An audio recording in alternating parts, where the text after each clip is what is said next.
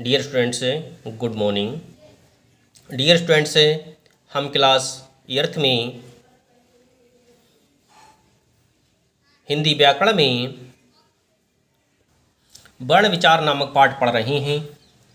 इसमें मैंने आपको पढ़ाया था कि भाषा की सबसे छोटी इकाई वर्ण कहलाती है। वर्णों के मेल से वर्णमाला का निर्माण होता है। अब मैं आपको पढ़ाऊंगा कि वर्णमाला किसे कहते हैं तथा वर्ण के कौन कौन से भेद हैं। वर्णमाला यानी वर्णों की माला। वर्णों का व्यवस्थित समूह वर्णमाला कहलाता है। यदि हम वर्णों का व्यवस्थित रूप से लिखें, वर्णों का व्यवस्थित रूप से समूह बनाएं, तो वह समूह ही वर्णमाला कहलाता है। वर्ण के भेद। हिंदी की लिपि देवनागरी की वर्णमाला में उच्चारण के आधार पर वर्णों की दो भेद किए गए हैं। नंबर 1 स्वर, नंबर 2 व्यंजन। इस तरह से वर्ण के दो भेद किए गए हैं, स्वर वर्ण और व्यंजन वर्ण। सबसे पहले हम स्वर वर्ण के विषय में पढ़ेंगे कि स्वर वर्ण किसे कहते हैं। जिन वर्णों के उच्चारण में हवा मुंह से बिना किसी रुकावट के निकलती है तथा किसी अन्य वर्ण की सहायता के बिना जिनका उच्चारण किया जाता है, वे स्वर कहलाते हैं। कहने का तात्पर्य यह है कि यदि हमारे मुख से वर्णों का उच्चारण करते समय कम हवा लगे,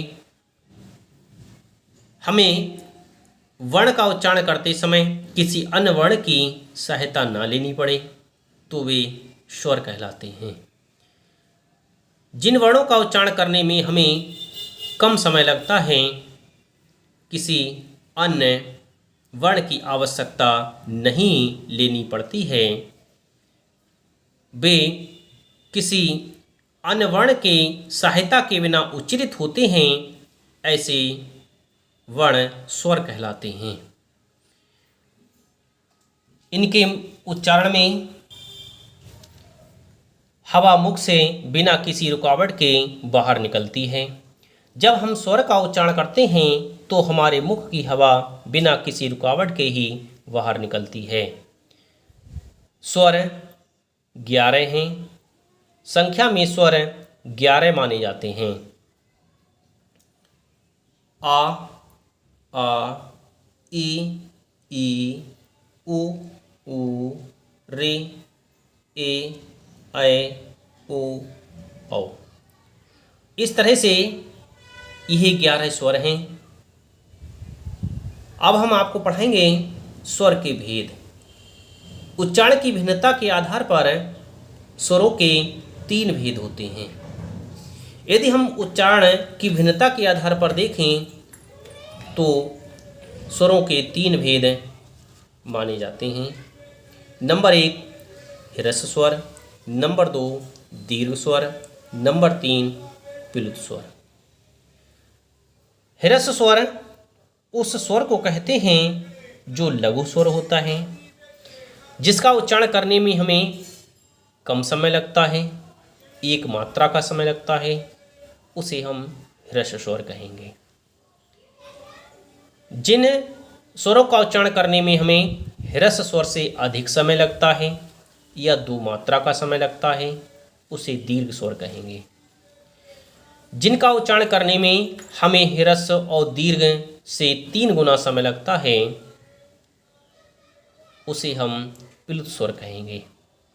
अब इन्हें हम विस्तार से समझेंगे। ह्रस्व स्वर जिन स्वरों के उच्चारण में बहुत कम समय लगता है या एक मात्रा का समय लगता है, वे ह्रस्व स्वर कहलाते हैं। ह्रस्व स्वर को एक मात्रिक स्वर भी कहा जाता है। ह्रस्व स्वर की संख्या 4 है। आ, ई, उ, रे। इस तरह से ये 4 ह्रस्व स्वर माने जाते हैं। दीर्घ स्वर। दीर्घ स्वर जिन स्वरों के उच्चारण में ह्रस्व स्वर से 2 गुना समय अर्थात 2 मात्रा का समय लगता है, भी दीर्घ स्वर कहलाते हैं।